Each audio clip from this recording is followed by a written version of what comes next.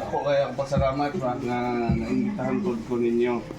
Inyong panagtapok karon ang muntaga para maging usa o kauban namo as force multiplier.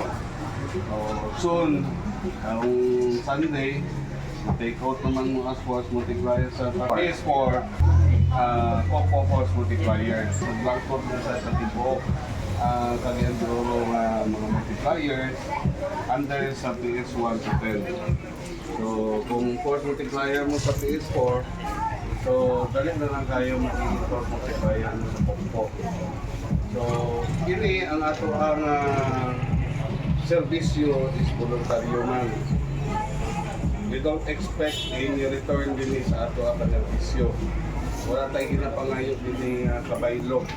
Isang unsa, usay gani, maulaw kami tagaan ng pagkaon. Kaya wala din expect din sa practice yun na mo. Before pag yun na namove na ang Coco Horse multipliers, so good me 13-15, ang uban dugay pa sa amo pero nagsugod yun ni amo agit paning kamot through service lang yun nga voluntaryo. So I hope nga kita po sa mga bago nga mga kauban puhon ato lang yun ipadayon kung sa ato agi gisugdan nga panerbisyo kay tuo man siguro ta sa maayong karma, di ba? Nga kung maayo ang ato ang gibuhat sa ato community, nagyud in good return, nagyud maayo nga maabot sa ato. So kung maayo ato ang gihabang tanan, wala tayo gina-expect in return, kay taas ang bahala nga mo balo sa ato.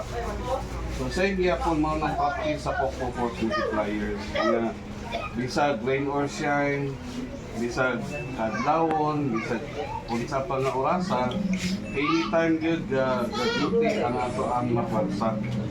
Makita mo siguro ninyo sa nakalain-lain nga mga pads, kini-police assistant desk, na diha naka-blue polo shirt, mo na sila ang mga multipliers na to. Mga train. Actually, daghan ka force multipliers, pero ongoing pa pod karon ang ato ang pag-train sa mga force multipliers. Nga naman, mas maayo gyud nga servisyo ta gauban ta sa mga kapulisan nato nga aduna tay naibaw-an. Di ba? Lisod nga mudasmag sa diretso.